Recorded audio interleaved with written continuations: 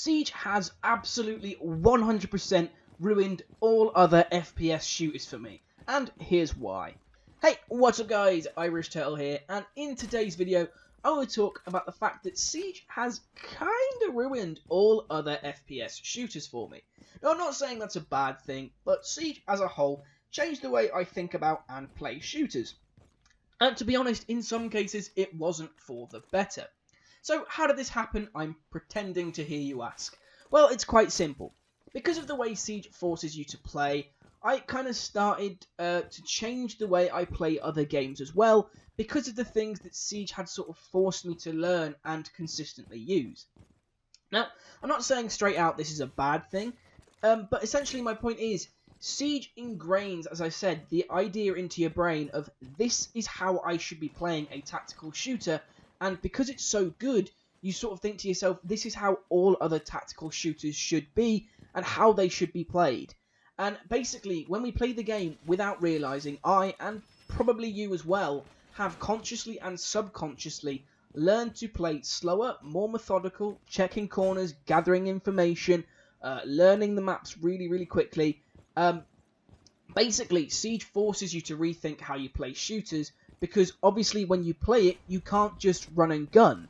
I mean, yes, you can rush, but even when you're rushing, even if you don't realise it, you're still playing tactically and checking corners, because this is a game that punishes you for playing it like any other shooter. If you came into Siege and thought, oh, I could just rush in, I can get kills really easily, and it's just like any other shooter, yes, sometimes that worked, but 9 times out of 10, you'd get absolutely slaughtered trying to do that sort of style, and you'd have to learn to play the way the Siege is intended to play. And this, in my opinion, is great. I love the fact that you can't play Siege like your average shooter, because it means it offers something that other shooters don't.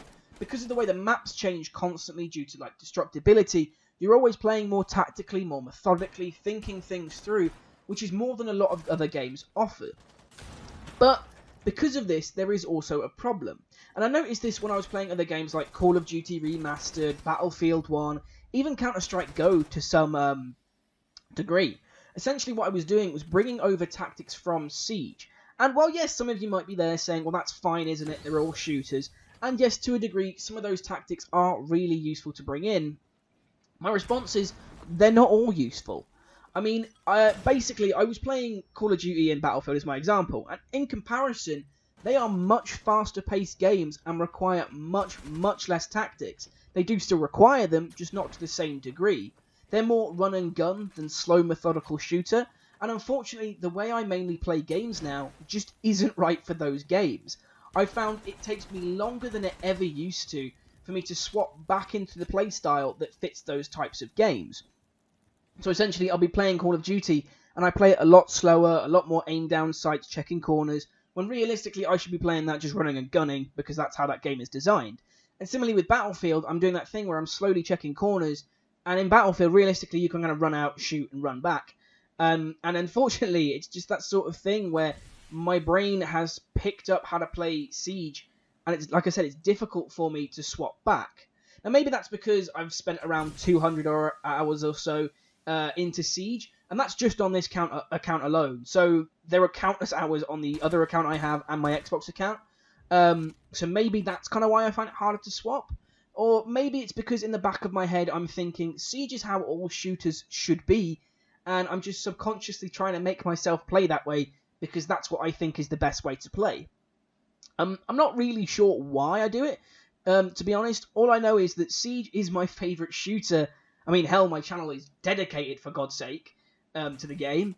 But it's affected the way I play other games. And not only that, but it's affected how I view these games as well. I mean, I look at Call of Duty, and when I play it, I think, this is super unrealistic compared to Siege. It feels ridiculously fast-paced for how a combat zone would be. And even when I'm playing Search and Destroy, which is one of the slowest modes on Call of Duty, it just feels so much more shallow in comparison. One of the things I love about Siege is that it's less about have you got the right weapon and attachment, and more about do you have the right team comp and are you communicating. Call of Duty to me just essentially now feels as a whole, disappointingly designed, and essentially, in my eyes, only for the unskilled players. Brace yourself for the this fanboy COD comments.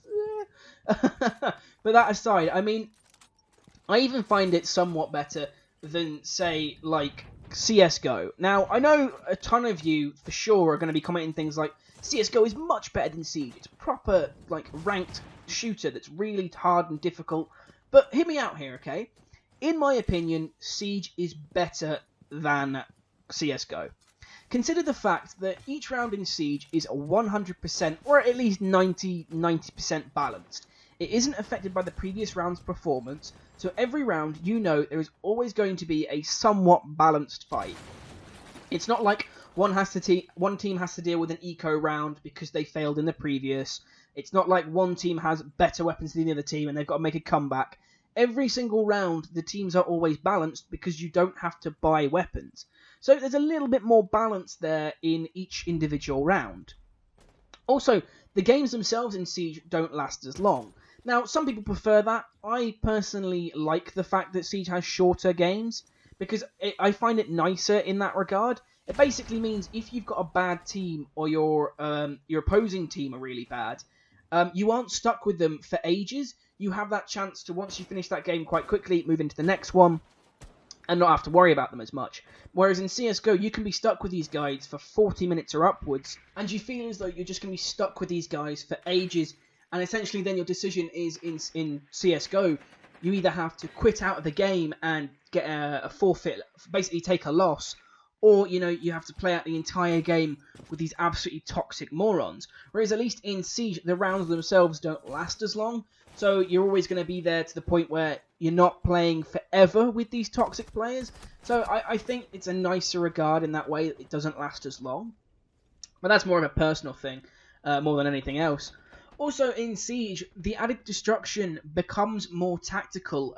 Each round has more depth to it, essentially, because the layout can be changed, which isn't something that can be said for a lot of other shooters.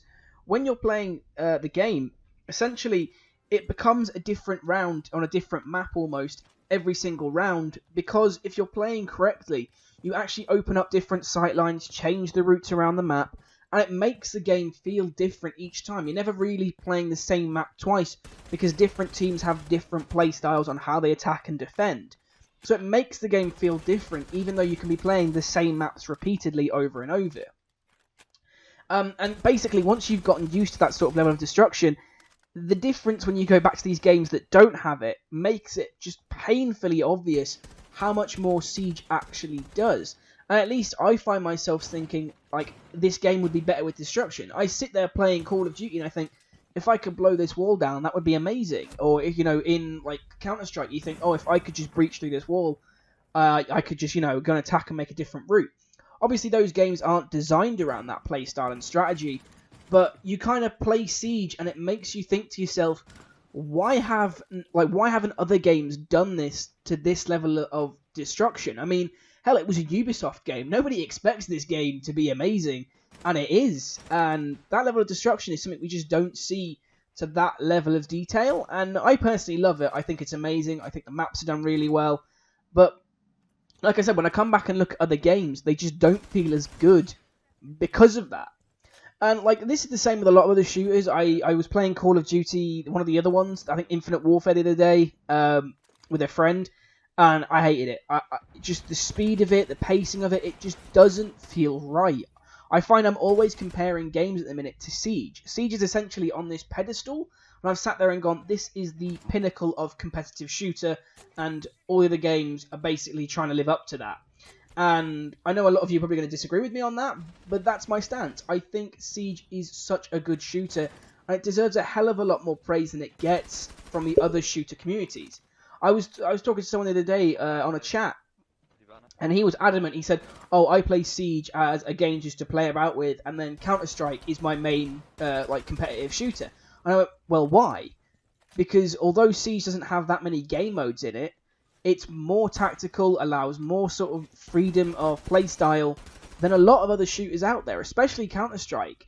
In Counter-Strike, you tend to find that people rely on the same sort of weapon combinations, during high-level ranked play in CounterStrike, you see the same kind of weapons being picked every single round, whereas in high-level play of ranked, the tactics and weapon choices, they sort of change a little bit more. I say weapon, I mean operator choices. But they kind of change around a little bit more. And while, yes, you can sort of say, oh, they're going to pick this operator or they're going to pick that operator, I still find that Siege offers a little bit more to it than other competitive shooters. And like I said, it's just kind of ruined those other games for me. I don't play them the same as I ever used to, and I don't view them the same as I ever used to, essentially because I've had something so good. It's now comparing everything against that. It's kind of like if you have your favorite meal. Once you have your favorite meal, you compare everything else to that meal.